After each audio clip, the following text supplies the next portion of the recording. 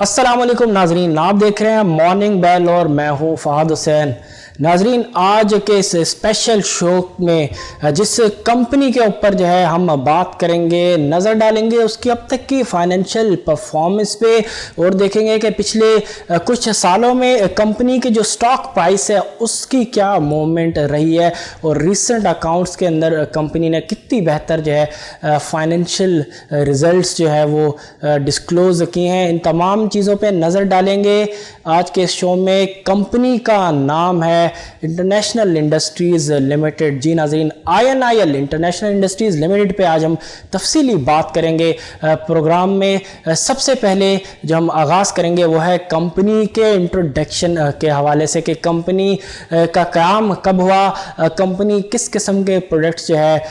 Manufacture करती है, उनको सेल करती है, कंपनी की टोटल कैपेसिटी कितनी है और प्लांट की लोकेशन कहाँ पे है। तो चलिए प्रोग्राम का बाकायदा जो है आगाज़ करते हैं और सबसे पहले कंपनी का ब्रीफ सा इंट्रो जो है वो आपके सामने रखते हैं। कंपनी के हवाले से बताता चलूँ कि जो कंपनी है 1948 के अंदर जो है वो इनकॉर्पोरेट हुई थी पाकिस्तान में और पाकिस्तान स्टॉक एक्सचेंज के अंदर जो है लिस्टेड है और तकरीबन 8.9 बिलियन रुपीस की इक्विटी के साथ साथ जो टॉप 25 कंपनीज़ की जो फहरिस्त है उसमें पिछले 12 साल से जो है वो मुसलसल जगह बनाने के अंदर जो है वो कंपनी कामयाब रही है। जबकि कंपनी की मैन्युफैक्चरिंग एक्टिविटीज़ के हवाले से अगर हम बात करें तो जो कंपनी है मैन्युफैक्चर और मार्केट करती है गैल्वेनाइज स्टील पाइप्स और steel tubes, API line pipes, साथ साथ पॉलीमर पाइप्स एंड फिटिंग्स। ये वो प्रोडक्ट्स हैं जो कि कंपनी मैन्युफैक्चर करती है और उनको मार्केट के अंदर फ़रोख्त करती है। कंपनी की एनुअल कैपेसिटी के हवाले से अगर आपके सामने फिगर रखें तो आप इस वक्त अपनी स्क्रीन पे भी देख सकते हैं कि जो स्टील पाइप की जो एनुअल कैपेसिटी है कंपनी की वो 5,85,000 मैट्रिक टन है। जबकि गैल्वेनाइजिंग की अगर हम देखें तो 1,20,000 मैट्रिक टन। जबकि कोल्ड रोल्ड स्टील स्ट्रिप्स की अगर हम बात करें तो वो 50,000 मैट्रिक टन ये एनुअल कैपेसिटीज़ हैं कंपनी की प्रोडक्शन के हवाले से अगर हम बात करें। साथ साथ पॉलीमर पाइप्स एंड फिटिंग्स की अगर हम देखें तो 32,000 मैट्रिक टन की कंपनी की प्रोडक्शन कैपेसिटी है। जबकि स्टेनलेस स्टील पाइप की जो कंपनी की प्रोडक्शन कैपेसिटी है एनुअल वो है 2,600 मैट्रिक टन। प्रोडक्ट लाइन के हवाले से जैसा कि अभी बात की गई कंपनी कौन कौन से प्रोडक्ट जो है वो मैन्युफैक्चर करती है और मार्केट के अंदर उनको फ़रोख्त करती है। इसमें इस वक्त प्रोडक्ट लाइन के अंदर आप अपनी स्क्रीन पे देख सकते हैं कि कौन से मेन प्रोडक्ट्स हैं कंपनी के। पिक्चर्स भी आप इस वक्त स्क्रीन पे देख सकते हैं। स्टील पाइप्स हैं, स्टेनलेस स्टील ट्यूब्स हैं, पॉलीमर पाइप्स एंड फिटिंग्स हैं। ये प्रोडक्ट लाइन है कंपनी की, पिक्चर्स के साथ आप देख सकते हैं अपनी स्क्रीन पे। साथ साथ कंपनी की जो लोकेशन है प्लांट की इस वक्त वो भी आप देख सकते हैं कि कंपनी की जो प्रोडक्शन फैसिलिटी है वो इस वक्त कहाँ पे, इस वक्त आप अपनी स्क्रीन पे क्लियरली देख सकते हैं कि कंपनी की जो प्रोडक्शन मैन्युफैक्चरिंग फैसिलिटी है वो कहाँ पे है, कंपनी का वेयर हाउस कहाँ पे है और साथ साथ जो दूसरा कंपनी का वेयर हाउस है वो कहाँ पे। ये डिटेल इस वक्त आप अपनी स्क्रीन पे पिक्चर में जो है वो क्लियरली देख सकते हैं। कंपनी के डिफरेंट माइलस्टोन्स हैं उसमें ब्रीफली आप देख सकते हैं 2015 से 2021 तक अब तक की जो कंपनी की जो अचीवमेंट्स रही हैं वो इस वक्त आप अपनी स्क्रीन पे देख सकते हैं कि 2015 में कंपनी ने जो है क्या अचीवमेंट रही। 50 years of pipe manufacturing, inaugurated 15 acres warehouse facility in Sheikhupura. इसी तरह 2016 के अंदर आप देख सकते हैं कि कंपनी ने कौन से माइलस्टोन जो है वो अचीव किए। 2017, 18, 19, 20 और 21 में कंपनी की जो मेजर जो माइलस्टोन्स हैं वो इस वक्त आप अपनी स्क्रीन पे जो है वो देख सकते हैं। अब बात करेंगे कंपनी के अब तक की फाइनेंशियल परफॉर्मेंस पे कि पिछले कुछ सालों में कंपनी की जो फाइनेंशियल परफॉर्मेंस है वो कितनी बेहतर रही, क्या उनमें जो है उतार चढ़ाव रहा। सबसे पहले कंपनी की इनकम स्टेटमेंट के ऊपर जो है वो नज़र डालते हैं और देखते हैं कि कंपनी की जो प्रॉफिट एंड लॉस अकाउंट्स है उनमें पिछले कुछ सालों के अंदर जो है किस किस्म का जो है वो ट्रेंड रहा। सबसे पहले फिस्कल ईयर 18 में देखते हैं कि कंपनी के जो अकाउंट्स थे उनके तहत कंपनी की जो परफॉर्मेंस है उस फिस्कल ईयर 18 में कैसी रही। सेल्स के ऊपर नज़र डालें तो फिस्कल ईयर 18 में कंपनी की 67.2 बिलियन रुपीस की जो है वो सेल्स थी, जबकि अगर हम कंपैरेटिवली फिस्कल ईयर 19 के अंदर सेल्स देखें तो फिस्कल ईयर 19 के अंदर ज़बरदस्त इजाफा जो है वो कंपनी की सेल्स के अंदर देखा जा सकता है। फिस्कल ईयर 19 में कंपनी की सेल्स जो है बढ़ के 75.6 बिलियन रुपीस की सतह पे पहुंच गई, जबकि फिस्कल ईयर 20 के अंदर जो है दोबारा जो सेल्स है कंपनी की उसमें जो है वो कमी रिकॉर्ड की गई और 75.6 बिलियन रुपीस से कम होकर जो सेल्स थी फिस्कल ईयर 20 में वो 65.5 बिलियन रुपीस की सतह पे पहुंच गई। इसमें मेन रीज़न डेफिनेटली जो उस वक्त फिस्कल ईयर 20 की अगर हम बात करें तो उस वक्त बहुत ज़्यादा इंटरेस्ट रेट जो है वो काफ़ी ऊपर थे। साथ साथ अगर हम बात करें कोविड-19 की ख़ास तौर पर सूरत हाल जो है वो बहुत ज़्यादा पेचीदा थी, ख़राब थी, इकोनॉमिक एक्टिविटीज़ जो है वो फ्रीज़ हो चुकी थी। तो डेफिनेटली जिस तरह दीगर जो कंपनीज़ जो हैं उनको एक जो है हिट पड़ी, उनकी सेल्स के ऊपर, उनकी अर्निंग्स के ऊपर एक मेजर डेंट जो है इस पूरे अरसे में पड़ा। इसी तरह इंटरनेशनल इंडस्ट्रीज़ लिमिटेड की सेल्स भी आप देख सकते हैं कि फिस्कल ईयर 20 में जो सेल्स है वो काफ़ी हद तक जो है वो डिप्रेस रही, जबकि जो ही इकोनॉमिक एक्टिविटीज़ मुल्क भर में रिवाइव हुई उसमें गवर्नमेंट के डेफिनेटली जो इंसेंटिव्स वाले स्टेप्स से जिससे कई जो इंडस्ट्रीज़ हैं ख़ास तौर पे कंस्ट्रक्शन इंडस्ट्री की अगर हम बात करें उसको बहुत ज़्यादा जो है वो बूस्ट मिला। साथ साथ मॉनिटरी फ्रंट की अगर हम बात करें तो उस पर मॉनिटरी पॉलिसी भी बहुत ज़्यादा जो है वो सपोर्टिव रही, इकोनॉमिक एक्टिविटीज़ को रिवाइव करने में बहुत ज़्यादा जो है वो मदद रही। जिस तरीके से स्टेट बैंक ऑफ पाकिस्तान ने बहुत तेज़ी से जो इंटरेस्ट रेट है 13.25% से कम करके 7% की सतह पे लेके आई इस फिस्कल ईयर 21 के मुख्तसर से अरसे में, तो उसमें डेफिनेटली जो इकोनॉमिक एक्टिविटीज़ जो ही उनकी रफ्तार बढ़ी, इसी तरह कंपनीज़ की जो सेल्स है, उनकी जो प्रोडक्शन एक्टिविटीज़ है वो भी तेज़ी से जो है वो बहाल हुई और उसका इम्पैक्ट जो है कंपनी की सेल्स में जो है वो फिस्कल ईयर 21 में क्लियरली देखा जा सकता है, जो कि 65.5 बिलियन रुपीस की सेल्स फिस्कल ईयर 20 से बढ़ के फिस्कल ईयर 21 में 98.7 बिलियन रुपीस की सतह पे जो है वो पहुँच गई। जबकि ग्रॉस प्रॉफिट के ऊपर नज़र डाले तो फिस्कल ईयर 18 में 11 अरब रुपये का ग्रॉस प्रॉफिट था, जो कि फिस्कल ईयर 19 में कम होकर 9.3 अरब रुपए तक रह गया। फिस्कल ईयर 20 के अंदर ग्रॉस प्रॉफिट मजीद कम हो गए, 5.8 अरब तक पहुंच गया, जबकि फिस्कल ईयर 21 में मैसिव जंप जो है ग्रॉस प्रॉफिट के अंदर देखा जा सकता है। 98.7 बिलियन रुपीस की सेल्स के साथ ग्रॉस प्रॉफिट भी 11.5 बिलियन रुपीस के मैसिव सतह पे जो है वो पहुंच गया। कंपनी की admin, selling and distribution expenses पे नज़र डालें तो फिस्कल ईयर 18 में अराउंड 2.4 बिलियन रुपीस के जो है ये एक्सपेंसेस थे, जो कि ऑलमोस्ट अनचेंज रहे। फिस्कल ईयर 19 में 2.4 बिलियन रुपीस की सतह पे, फिस्कल ईयर 20 के अंदर एक्सपेंसेस के अंदर कुछ कमी हुई, 2.2 बिलियन रुपीस के सतह पे रहे, जबकि फिस्कल ईयर 21 में कंपनी की जिस तरीके से सेल्स में इजाफा हुआ, मैसिव इजाफा हुआ, इसी तरह कंपनी के admin, selling and distribution expenses में भी जो है वो इजाफा हुआ और इस इजाफे के बाद जो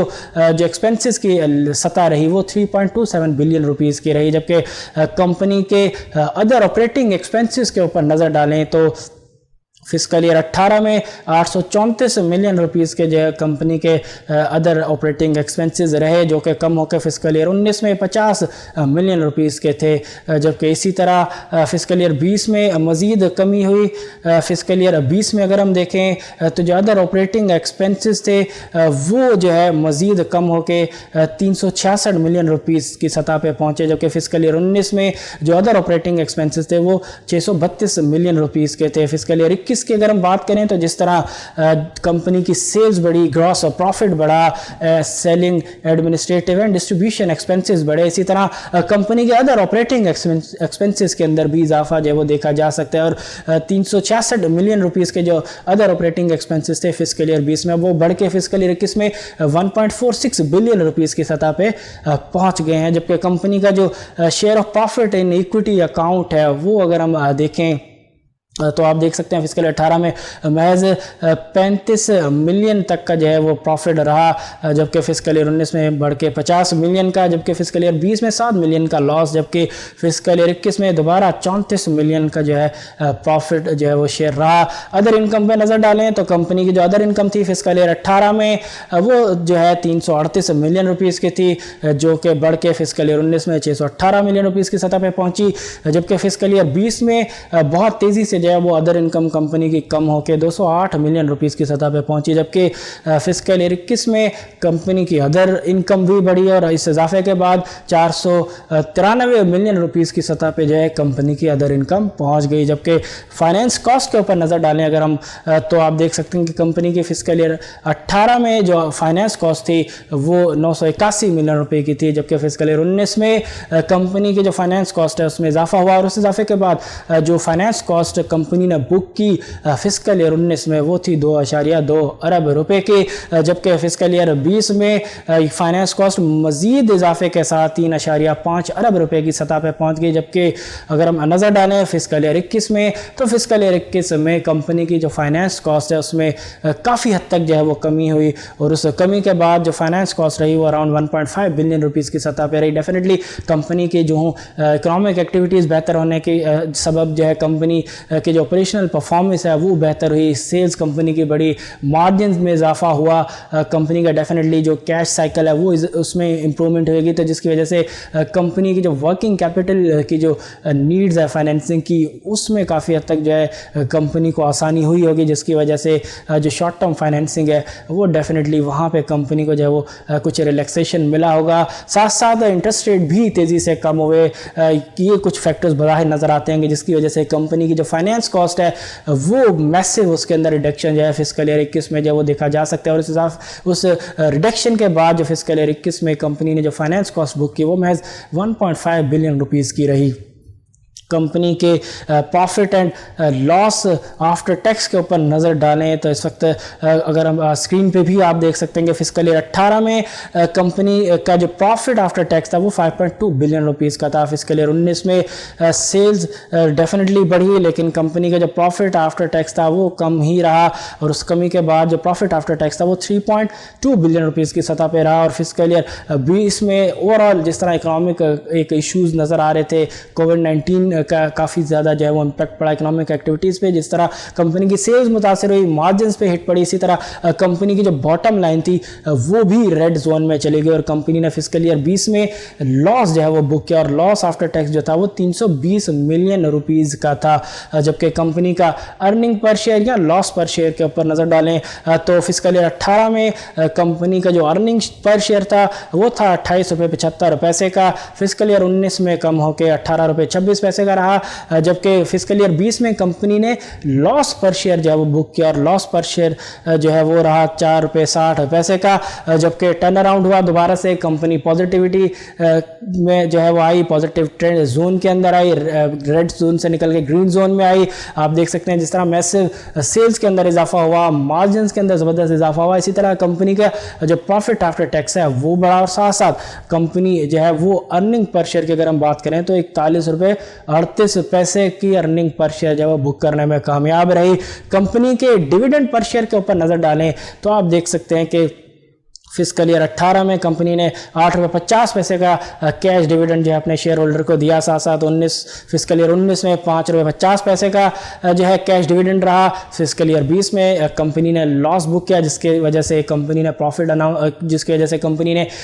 कैश डिविडेंड जो है अनाउंस नहीं किया। जबकि फिस्कल ईयर 21 के ऊपर नज़र डालें तो कंपनी ने जो ही प्रॉफिट जो है बुक किया, कंपनी ने उसका कुछ जो है जो बेनिफिट है वो शेयर होल्डर्स पे भी पास ऑन किया और 10 रुपये का जो है कैश डिविडेंड अनाउंस किया। पे आउट रेशियो पे नजर डालें तो अराउंड आप देख सकते हैं कि फिस्कल ईयर 18 में 29.6 का पे आउट रेशियो रहा, फिस्कल ईयर 19 में 30.1 का पे आउट रेशियो रहा, जबकि फिस्कल ईयर 20 में 0% था। फिस्कल ईयर 21 में जो पे आउट रेशियो है वो 24.2% का रहा। कंपनी के बैलेंस शीट के ऊपर नज़र डालें तो इस वक्त आप अपनी स्क्रीन पे देख सकते हैं कि कंपनी की जो बैलेंस शीट है उसमें ओवर द ईयर्स जो है किस किस्म की जो है वो चेंजिंग आई। नॉन करंट एसेट पे नज़र डालें तो फिस्कल ईयर 18 में तकरीबन 25 बिलियन रुपीज़ के नॉन करंट एसेट थे जो कि बढ़ के फिस्कल ईयर 19 में 28.2 अरब रुपए की सतह पे पहुँचे। फिस्कल ईयर 20 में ऑलमोस्ट जो है वो फ्लैट रहे, 28.8 अरब रुपए तक जो है वो नॉन करंट एसेट पहुँचे। फिस्कल ईयर 21 में जो है नॉन करंट एसेट के अंदर कुछ कमी और कमी के बाद जो नॉन करंट एसेट की पोजीशन है फिस्कल ईयर 21 में वो 27.8 बिलियन रुपीज़ के है। जबकि करंट एसेट पे नज़र डालें तो फिस्कल ईयर 18 में 30.39 बिलियन रुपीस के करंट एसेट्स है कंपनी के, जबकि उनमें इजाफा हुआ फिस्कल ईयर 19 में। उस इजाफे के बाद 34.4 अरब रुपए की सतह पे कंपनी के करंट एसेट पहुंचे, जबकि उसमें कुछ इजाफा हुआ फिस्कल ईयर 20 में, और इस इजाफे के बाद 35.1 बिलियन रुपीस की सतह पे कंपनी के जो करंट एसेट है वो पहुंचे। जबकि अगर हम नज़र डालें फिस्कल ईयर 21 में जो कंपनी के करंट एसेट थे वो 40 अरब रुपए के थे, जबकि टोटल इक्विटी की पोजीशन आपके सामने इस वक्त आप अपनी स्क्रीन पे भी देख सकते हैं स्लाइड में कि 18.3 बिलियन रुपीस की जो है टोटल इक्विटी थी फिस्कल ईयर 18 में, जो कि फिस्कल ईयर 19 में बढ़ के 20.6 अरब रुपए तक पहुंची। फिस्कल ईयर 20 के अंदर कुछ कमी हुई टोटल इक्विटी में, और उस कमी के बाद 19.8 अरब रुपए तक जो है कंपनी की टोटल इक्विटी आई, जबकि उसमें मैसिव इजाफा, जिस तरह मैसिव प्रॉफिट के अंदर इजाफा हुआ, डेफिनेटली 10 रुपये का डिविडेंड, बाकी कंपनी का जो प्रॉफिट है वो रिटेन, कंपनी ने जो प्रॉफिट है उसको रिटेन किया, उसके वजह से कंपनी की जो टोटल इक्विटी है वो फिस्कल ईयर 20 में जो 19.8 अरब रुपए की सतह थी उससे बढ़ के फिस्कल ईयर 21 में 28.19 अरब रुपए की सतह पे पहुंच गई। जबकि नॉन करंट लाइबिलिटीज़ है कंपनी की वो फिस्कल ईयर 18 में 10.8 अरब रुपए की थी, जो कि तकरीबन उसी लेवल पे रही फिस्कल ईयर 19 में 10.7 अरब के साथ। फिस्कल ईयर 20 में कंपनी की जो नॉन करंट लाइबिलिटीज़ है वो कम हुई, 8.5 अरब रुपए तक आ गई, जबकि फिस्कल ईयर 21 में कंपनी की जो नॉन करंट लायबिलिटीज है वो ऑलमोस्ट सेम ही रही, 8.6 अरब रुपए पे। जबकि कंपनी की अगर हम नज़र डालें करंट लायबिलिटीज़ की पोजीशन पे तो फिस्कल ईयर 18 में आप देख सकते हैं कि 26.3 अरब रुपए की करंट लायबिलिटीज़ थी, जो कि फिस्कल ईयर 19 में बढ़ के 31.2 अरब रुपए की सतह पर पहुंची, जबकि इसमें मजीद इजाफा हुआ फिस्कल ईयर 20 में, और उस इजाफे के बाद 35.6 अरब रुपए की सतह पर कंपनी की करंट लायबिलिटीज़ पहुंची। जबकि जो ही कंपनी की फाइनेंशियल जो पोजीशन है, ऑपरेशनल पोजीशन जो ही बेहतर हुई, कंपनी की सेल्स बेहतर हुई, लिक्विडिटी पोजीशन बेहतर हुई, उस पर आप देख सकते हैं कि फिस्कल ईयर 21 में कंपनी की जो करंट लायबिलिटीज़ है उसमें भी काफ़ी हद तक कमी हुई, और जो कमी के बाद जो लेवल रहा करंट लायबिलिटीज़ का वो 31.2 अरब रुपए का था फिस्कल ईयर 21 में। आगे बढ़ें, इस वक्त आप अपनी स्क्रीन पे जो है एक ग्राफ देख सकते हैं सेल्स का कि ओवर द ईयर्स जो है कंपनी की जो सेल्स की पोजीशन है वो कैसी रही, उसमें ग्रोथ जो है वो किस हिसाब से रही। तो आप देख सकते हैं कि फिस्कल ईयर 19 में अगर हम देखें तो आप देख सकते हैं कि जो ग्रोथ है वो डेफिनेटली है, लेकिन जो क्वांटम है ग्रोथ का वो इतना ज़्यादा नहीं था फिस्कल ईयर 19 में। जबकि फिस्कल ईयर 20 की अगर हम बात करें तो फिस्कल ईयर 20 में जो ग्रोथ है वो नेगेटिव रही, सेल्स जो है वो फिस्कल ईयर 19 के मुकाबले में कम रही। जबकि फिस्कल ईयर 21 में आप देख सकते हैं कि मैसिव इजाफा सेल्स के अंदर जो वो देखा जा सकता है। फिस्कल ईयर 20 के लिहाज से अगर हम कंपेयर करें तो जो ग्रोथ है वो भी आप देख सकते हैं, आपके स्क्रीन पे इस वक्त देख सकते हैं कि मैसिव इजाफा जो है वो सेल्स के अंदर जो वो क्लियरली जो है वो देखा जा सकता है। सेगमेंट वाइज सेल्स आपके सामने रखे कंपनीज़ की, जैसा कि कहा कि कंपनी डिफरेंट प्रोडक्ट्स के अंदर जो है वो डील कर रही है, डिफरेंट कंपनी के जो प्रोडक्ट लाइन्स हैं उसकी अगर हम सेगमेंट वाइज देखें तो आप देख सकते हैं कि कंपनी का जो मेजर चंक आ रहा है रेवेन्यू का वो इस वक्त आप अपनी स्क्रीन पे ग्राफ में देख सकते हैं कि सबसे ज़्यादा जो कंपनी रेवेन्यू बुक कर रही है पिछले कुछ सालों से वो आप देख सकते हैं कि स्टील कॉइल्स एंड शीट्स है, जिसमें आप देख सकते हैं कि हर साल सबसे ज़्यादा जो है कॉन्ट्रीब्यूशन रहा। ख़ासतौर पर फिस्कल ईयर 21 में देखें तो मैसिव इजाफा जो है वो देखा जा सकता है स्टील कॉइल्स एंड शीट्स की सेल्स के अंदर। जबकि उसके बाद जो नंबर आता है वो स्टील पाइप्स का आता है, स्टील पाइप्स की सेल्स में भी आप देख सकते हैं कि इजाफा जो है वो ये जो वो नज़र आ रहा है। साथ साथ रिसेंटली अगर हम देखें तो फिस्कल ईयर 21 में पॉलीमर पाइप्स एंड फिटिंग्स की सेल्स के अंदर भी कुछ इजाफा जो है वो क्लियरली जो है वो ग्राफ के अंदर देखा जा सकता है। कंपनी के मार्जिन्स के ऊपर अगर हम नज़र डालें तो इस वक्त आप अपनी स्क्रीन पे ग्राफ देख सकते हैं कि कंपनी की जो ग्रॉस प्रॉफिट है उसकी पिछले कुछ सालों में क्या पोजीशन रही और कंपनी के जो ग्रॉस मार्जिन्स है उनका ट्रेंड जो है पिछले कुछ सालों का कैसा रहा। आप देख सकते हैं कि फिस्कल ईयर 18 में जो कंपनी के फिस्कल ईयर 18 में जो ग्रॉस मार्जिन थे उनकी पोजीशन क्या थी, फिर फिस्कल ईयर 19 में ग्रॉस मार्जिन कम हुए, फिस्कल ईयर 20 में ग्रॉस मार्जिन के अंदर मज़ीद कमी हुई और उसके बाद जो ही कंपनी की सेल्स बेहतर हुई, ग्रॉस प्रॉफिट बेहतर हुआ, उसी के साथ साथ कंपनी के जो ग्रॉस मार्जिन हैं वो भी काफ़ी हद तक जो है वो इम्प्रूव हुए। कंपनी के नेट मार्जिन्स भी ग्रॉस मार्जिन्स की तरह जो है फिस्कल ईयर 21 में आप देख सकते हैं कि शार्प रिबाउंड जो है वो नेट मार्जिन में देखा जा सकता है फिस्कल ईयर 21 में। जबकि कंपनी का जो नेट प्रॉफिट है वो भी आप देख सकते हैं कि 18 में किस तरह था, 19 में उसमें कमी आई और फिस्कल ईयर 20 में कंपनी का जो नेट लॉस रहा। उसके बाद फिस्कल ईयर 21 में कंपनी दोबारा ग्रीन जोन में आई, नेट प्रॉफिट बुक किया और साथ साथ जो नेट मार्जिन हैं उसमें भी जो है वो एक शार्प रिबाउंड जो है वो देखा जा सकता है।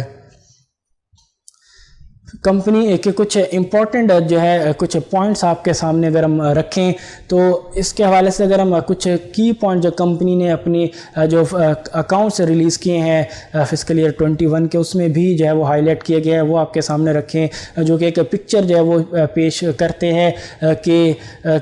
क्या इस वक्त पाकिस्तान के अंदर जो है वो डेवलपमेंट्स हो रही हैं, आइंदा का जो टाइम है कंपैरेटिवली अगर हम देखें वो कितना बेहतर हो सकता है, क्या चैलेंजेस हो सकते हैं इस सेक्टर के लिए। तो उसके हवाले से कुछ इन्फॉर्मेशन आपके सामने रखे तो according to the world steel association अगर हम देखें तो 2020 का जो डेटा है उसमें जो ग्लोबल एवरेज है स्टील कंजम्पशन का वो 228 kg पर कैपिटा है। जबकि पाकिस्तान के हवाले से अगर हम देखें तो जो इंडस्ट्री एस्टिमेट्स हैं उसमें अगर हम देखें तो पाकिस्तान का जो लेवल है वो बहुत ज़्यादा नीचे है। पाकिस्तान का जैसे कंजम्पशन है स्टील का पर कैपिटा वो महज 46 kg पर कैपिटा है। ना सिर्फ ग्लोबल एवरेज बल्कि इवन अगर हम एशियन एवरेज के साथ भी कंपेयर करें तो पाकिस्तान इस वक्त बहुत ज़्यादा जो है वो पर कैपिटा कंजम्पशन के हवाले से देखें तो बहुत ज़्यादा नीचे है, जो कि एक इंडिकेशन है कि पाकिस्तान में जो ग्रोथ का जो पोटेंशियल है वो बहुत ज़्यादा है, उसमें बहुत ज़्यादा जो है पोटेंशियल मौजूद है, जिसकी जो है क्लियरली इंडिकेशन जो है कंपनी ने अपने अकाउंट्स में भी जो है वो की है। और नज़र आ रहा है कि जिस तरीके से ग्लोबल एवरेजेस हैं स्टील कंजम्पशन पर कैपिटा के हवाले से अगर हम देखें या एशियन कंजम्पशन देखें स्टील पर कैपिटा तो पाकिस्तान की पोजीशन जो है वो बहुत ज़्यादा नीचे है। इसका मतलब है बहुत ज़्यादा गैप है जो कि फिल करना है,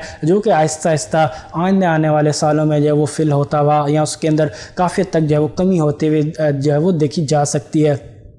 इसके साथ साथ मज़ीद जो है बताते चलें कि जिस तरह वक्त जो है तेज़ी से जो है वो गुज़रता जा रहा है, अब ज़्यादा वक्त जो है वो नहीं रहा, बहुत जल्द जो है हम देखेंगे कि गवर्नमेंट जो है कि इलेक्शन फेज़ के अंदर जो है वो इंटर होगी। और माजी में अगर हम नज़र डालें तो जो आखिरी के कुछ साल रहे हैं किसी भी गवर्नमेंट के उसमें हमने देखा है कि जो गवर्नमेंट्स हैं उन्होंने बहुत तेज़ी से जो है अपनी जो इंफ्रास्ट्रक्चर से रिलेटेड जो स्कीम्स हैं उनमें जो है वो तेज़ी से काम किया है, बहुत तेज़ी से जो है पैसा भी जो है वो रिलीज़ किया जाता रहा है माजी के अंदर, जिसकी वजह से हमने देखा कि आखिरी के जो कुछ साल रहे हैं माजी में गवर्नमेंट्स के उसमें जो इकनॉमिक एक्टिविटीज़ हैं उनमें तेज़ी से इजाफा होता है। और उसके मेन रीज़न बज़ाहिर यही है कि वो गवर्नमेंट जब इलेक्शन जब जो ही अनाउंस हो और पब्लिक के पास जाए तो एक मोमेंटम बिल्ड हो चुका हो, एक एक्टिविटीज़ जो है वो सबके सामने हो और वो उन्हीं चीज़ों को जो है वो आवाम के सामने रखे, उन्हीं चीज़ों को जो है वो मार्केट करे। तो पाकिस्तान में पिछले कई अगर हम देखें गवर्नमेंट्स की जो पैटर्न रहा है उसमें यही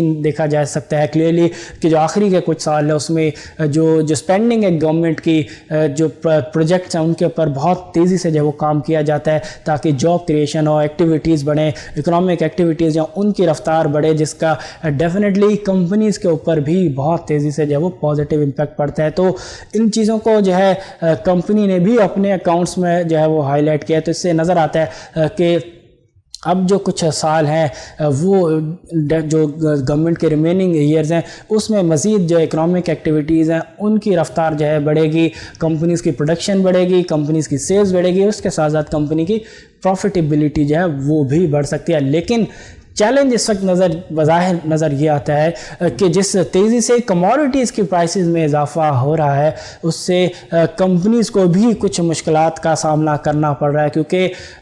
एक पॉइंट आएगा डेफिनेटली कि जहाँ पे जो डिमांड है वो कम हो जाएगी। फ़िलहाल बज़ाहिर डिमांड बड़ी स्ट्रॉन्ग है, इंटरेस्ट रेट बहुत ज़्यादा कम है, गवर्नमेंट के जो इंसेंटिव्स हैं वो अपना एक किरदार अदा करते हुए नज़र आ रहे हैं, जिसकी वजह से फ़िलहाल कंपनी की सेल्स पे वो इम्पैक्ट जो है नेगेटिव इम्पैक्ट नज़र नहीं आ रहा। लेकिन ख़दशात हैं कि जिस तरीके से कमोडिटी प्राइसेस बढ़ रही हैं, एनर्जी प्राइसेस बढ़ रही हैं, उसकी वजह से जो राइजिंग कॉस्ट प्रेशर है उसकी वजह से अगर बार बार कंपनीज अपने प्रोडक्ट्स की कीमतें जो है वो बढ़ाती रही मार्केट पे, तो उससे एक पॉइंट पे जो है डिमांड के ऊपर उसका नेगेटिव इम्पैक्ट जो है वो पड़ सकता है। तो देखते हैं कि कंपनीज किस तरीके से मैनेज करती हैं और ये जो कमोडिटीज़ का जो साइकिल है इस वक्त बुलिश साइकिल है, ये कहाँ पे जाके जो है वो रुकता है, कहाँ से जो है प्राइसेस जो है वो नीचे आती हैं, क्योंकि फ़िलहाल बज़ाहिर जो है एक बड़ा चैलेंज है वो बढ़ती हुई कमोडिटी प्राइसेस के तौर पे जो कई इंडस्ट्रीज़ के सामने जो वो नज़र आ रहा है।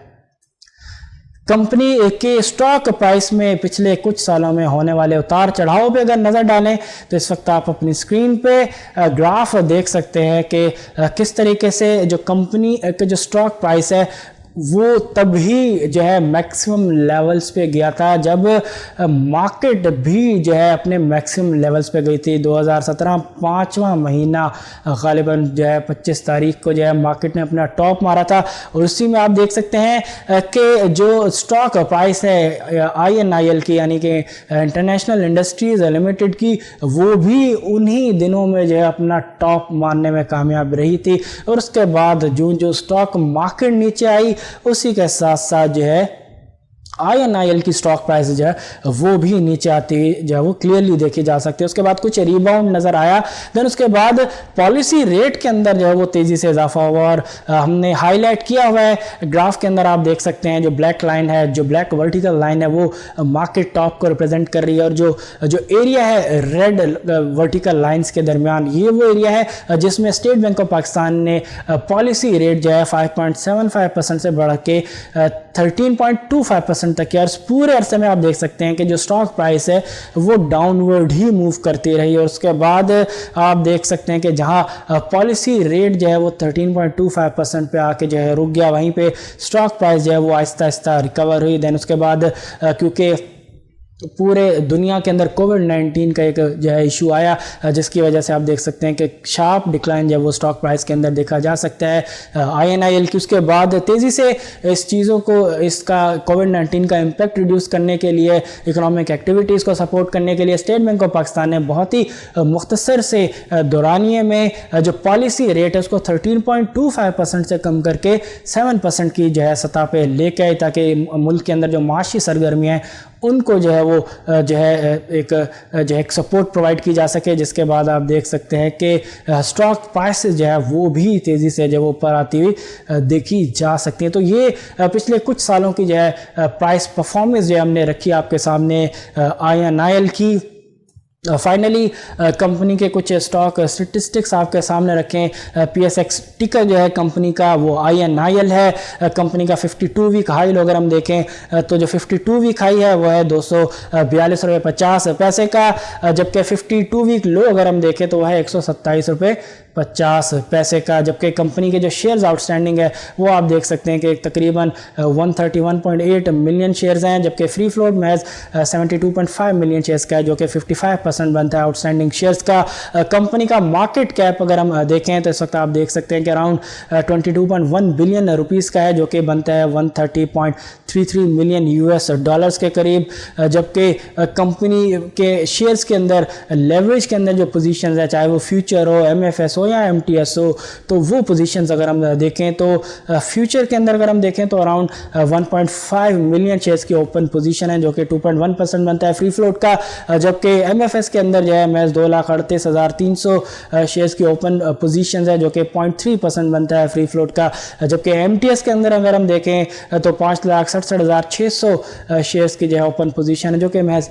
0.8% बनता है फ्री फ्लोट का। नाज़रीन, ये तो हमने आपके सामने कंपनी के स्टॉक स्टेटिस्टिक्स के हवाले से कुछ चीज़ें रखी कि क्या स्टिकर है, क्या लेवरेज के अंदर कंपनी के इस वक्त कितनी ओपन पोजीशन है, और आज के शो में तफसीली हमने बात भी की कि कंपनी के पिछले कुछ सालों में क्या पोजीशन रही, मैनेजमेंट क्या सोचती है, किस तरीके से आइंदा आने वाले सालों को देखती है, इकॉनमी के हवाले से और कंपनी के हवाले से। इसी के साथ आपसे चाहूँगा इजाज़त। इंशाल्लाह अब अगले जुम्मे आपसे मुलाकात होगी एक नई कंपनी के साथ। तब तक के लिए अपने होस्ट फहद हुसैन को दीजिए इजाज़त। अल्लाह हाफिज़।